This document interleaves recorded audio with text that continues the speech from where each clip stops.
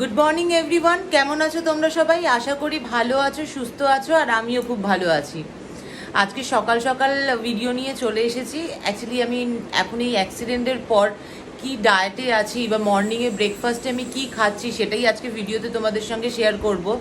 মানে আমার তো এখন সব কিছু খাওয়া নিষেধ রয়েছে, তো ডক্টর একটা ডায়েট বানিয়ে দিয়েছে যে এই ওয়াইজই আমাকে চলতে হবে, আর আমি সেই ওয়াইজই চলছি।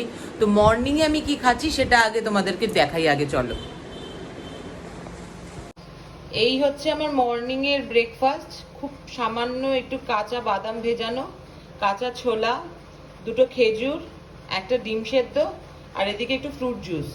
ফ্রুট জুসটা একটু আজকে কম হয়ে গেছে, নর্মালি 1 গ্লাস খাই, আজকে ফ্রুট জুসটা প্রায় শেষ, আনা হয়নি, আজকে নিয়ে আসবে আবার। তো এই হচ্ছে আমার মর্নিংয়ের ব্রেকফাস্ট। এখন একটু কম কমই খাচ্ছি, কারণ ডক্টর বলে দিয়েছে যে হেভি ফুড আর কি খাওয়া যাবে না একবারে। আর সকালবেলা তো আগে আমি ভাত খেতাম, রুটি খেতাম, কচুরি খেতাম, পরোটা খেতাম, এইসব খেতাম। তো এখন তো সেগুলো একেবারেই নিষেধ। এখন এই খাবারটা খাবো, তারপরে ঠিক 1 ঘন্টা বাদে বেশ কিছু ফল নিয়ে বসবো, সেগুলোকে কেটে খাবো।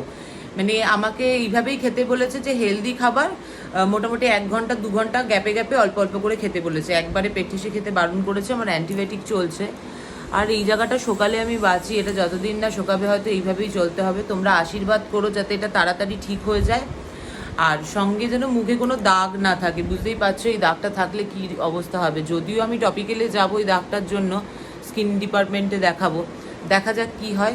তো চলো আজকের মতন টাটা, দেখা হচ্ছে আবার নেক্সট ব্লগে।